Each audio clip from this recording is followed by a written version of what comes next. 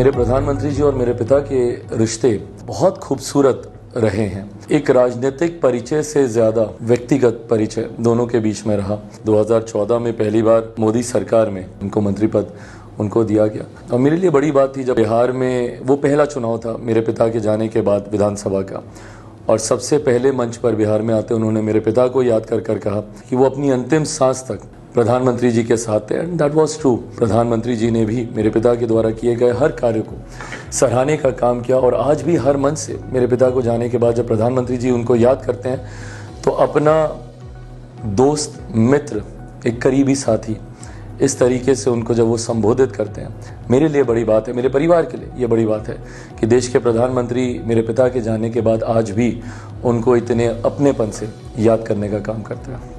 मेरे प्रधानमंत्री मेरे पिता के अनुभव को बहुत ज़्यादा अहमियत देते थे। कोई कैबिनेट की ऐसी बैठक नहीं होती थी जिसमें विभिन्न एजेंडों पे जब चर्चा होती थी तो उसमें मेरे पिताजी की राय प्रधानमंत्री जी और ज़रूर लेते थे। जिस तरीके से उन्होंने तब मेरे परिवार का ध्यान रखा जब मेरे पिता अस्पताल में थे। सोचिए, देश का एक प्रधानमंत्री दिन में 2-2 बार आपको फ़ोन करता और डायरेक्टली वो आपको फ़ोन करते हैं। ना सिर्फ मेरे पिता का हालचाल वो जानते थे बल्कि डॉक्टर्स क्या क्या सजेस्ट कर रहे हैं वो फीडबैक लेकर वो मुझे बताते थे।